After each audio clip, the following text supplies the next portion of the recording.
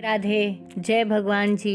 Hello, मैं पूजा शुक्ला आप सभी दर्शकों का आप ही के यूट्यूब चैनल इंडियाज़ कंट्री में बहुत बहुत स्वागत करती हूँ। कामदा एकादशी व्रत कथा। धर्मराज युधिष्ठिर कहने लगे कि हे भगवान, मैं आपको कोटि कोटि नमस्कार करता हूँ। अब आप कृपा करके चैत्र शुक्ल एकादशी का महात्म्य कहिए। श्री कृष्ण कहने लगे कि हे धर्मराज, यह प्रश्न एक समय राजा दिलीप ने गुरु वशिष्ठ जी से किया था और जो समाधान उन्होंने किया वो सब मैं तुमसे कहता हूँ। प्राचीन काल में भोगीपुर नामक एक नगर था। वहाँ पर अनेक ऐश्वर्य से युक्त पुंडरिक नाम का एक राजा राज्य करता था। भोगीपुर नगर में अनेक अप्सरा, किन्नर तथा गंधर्व वास करते थे।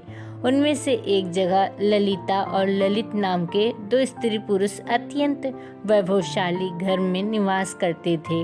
उन दोनों में अत्यंत स्नेह था, यहाँ तक कि अलग अलग हो जाने पर दोनों व्याकुल हो जाते थे। एक समय पुंडरीक की सभा में अन्य गंधर्व सहित ललित भी गान कर रहा था। गाते गाते उसको अपनी प्रिय ललिता का ध्यान आ गया और उसका स्वर भंग होने के कारण गाने का स्वरूप बिगड़ गया। ललित के मन के भाव जानकर कारकोट नामक नाग ने पद भंग होने का कारण राजा से कह दिया।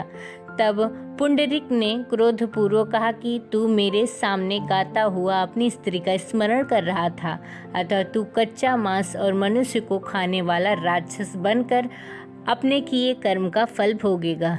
पुंडरीक के श्राप से ललित उसी क्षण महाकाय विशाल राक्षस हो गया। उसका मुख अत्यंत भयंकर, नेत्र सूर्य चंद्रमा की तरह प्रदीप तथा मुख से अग्नि निकलने लगी। उसकी नाक पर्वत की कंदरा के समान विशाल हो गई और गर्दन पर्वत के समान लगने लगे। सिर के बाल पर्वतों पर खड़े वृक्षों के समान लगने लगे तथा भुजाएं अत्यंत लंबी हो गई। कुल मिलाकर उसका शरीर 8 योजन के विस्तार में हो गया। इस प्रकार राक्षस होकर वह अनेक प्रकार के दुख भोगने लगा। जब उसकी प्रियतमा ललिता को यह वृत्तांत मालूम हुआ तो उसे अत्यंत खेद हुआ और वह अपने पति के उद्धार का यत्न सोचने लगी। वह राक्षस अनेक प्रकार के घोर दुख सहता हुआ घने जंगलों में रहने लगा। उसकी स्त्री उसके पीछे पीछे जाती और विलाप करती। एक बार ललिता अपने पति के पीछे घूमते घूमते विंध्याचल पर्वत पर पहुंच गई, जहां पर श्रृंगी ऋषि का आश्रम था। ललिता शीघ्र ही श्रृंगी ऋषि के आश्रम में गई और वहां जाकर विनीत भाव से प्रार्थना करने लगी। उसे देखकर श्रृंगी ऋषि बोले कि आप कौन हैं और यहाँ किस लिए आई हैं? ललिता ने कहा, हे मुनि, मेरा नाम ललिता है। मेरा पति राजा पुंडरीक के श्राप से विशालकाय राक्षस हो गया है। इसका मुझको महान दुख है।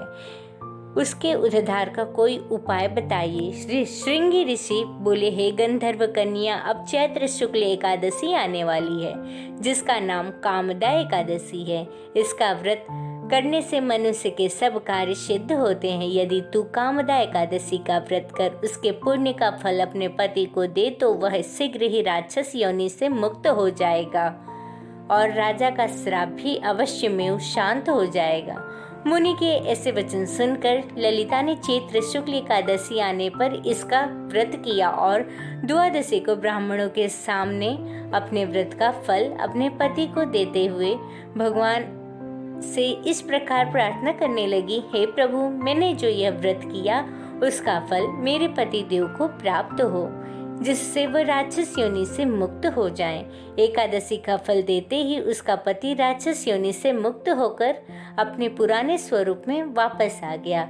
फिर अनेक सुंदर वस्त्राभूषणों से युक्त होकर ललिता के साथ विहार करने लगा। उसके पश्चात वे दोनों विमान में बैठकर स्वर्ग लोक चले गए।